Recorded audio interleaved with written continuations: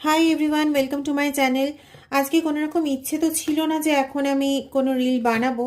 দেখবে খুব সচরাচর আমার এই টাইমে কোনো রিল নেইও, কিন্তু উম, হঠাৎ মাথাটা ঘুরে গেল আর কি, যে আমাকে একটা রিল আপলোড করতেই হবে, তাও আবার এই বই থেকে।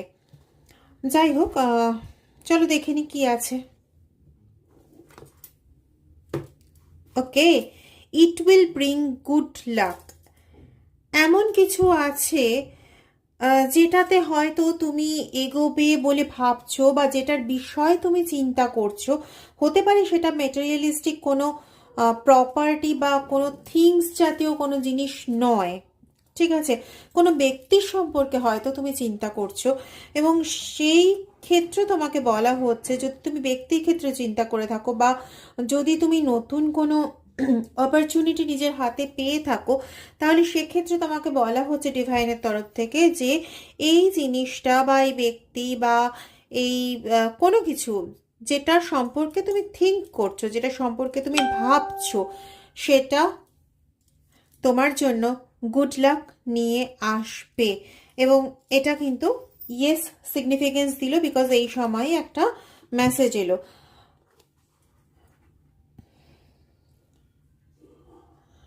আচ্ছা, তোমাকে না সেই যে জিনিসটা সম্পর্কে তুমি ভাবছো সেটা নিয়ে তুমি না এখনো কোনো একটা কিছু ডিলেমাতে রয়েছো, মানে তুমি সেটাকে নিচ্ছ, মানে ভাবছো হ্যাঁ আমি এটা করব, আবার কোথাও একটা দূরে সরিয়ে দেওয়ার চেষ্টা করছো।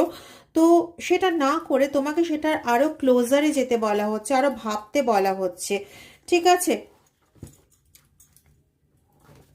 আর আর দেখি, মনে হচ্ছে আরো কিছু আসবে, বাট শাফেল না করে কিছু নেওয়া উচিত নয়।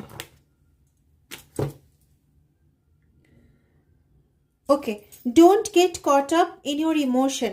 এটা হতে পারে যে তুমি এই যে ভাবছো না, এই ভাবনাটা তোমার ভয়ের থেকে আসছে, বা তোমার এই যে দ্বিধাদ্বন্দ্বটা আসছে, এটা আহ, আগের তোমার অতীতে তুমি যেরকম পেয়েছো আর কি, যে কোনো কিছু করে তুমি একটা সার্টেন জায়গায় গিয়ে আটকে গেছো বা হতাশা পেয়েছো, সেটার যে ইমোশন, তুমি একটা বার্ডেন লাইক ইমোশন ক্যারি করছো, সেইটার থেকে কিন্তু তোমাকে বেরিয়ে আসতে বলা হচ্ছে। সেটাকে ক্যারি না করে তুমি যেটা সম্পর্কে ভাবছো সেটাতে তুমি মুভ অন করো, সেটা নিয়ে ভালো পজিটিভ ভালো ভালো থিঙ্কিং করো, এবং সেটা তোমার লাইফে একটা বড় সড়ো কিছু চেঞ্জেস নিয়ে আসবে।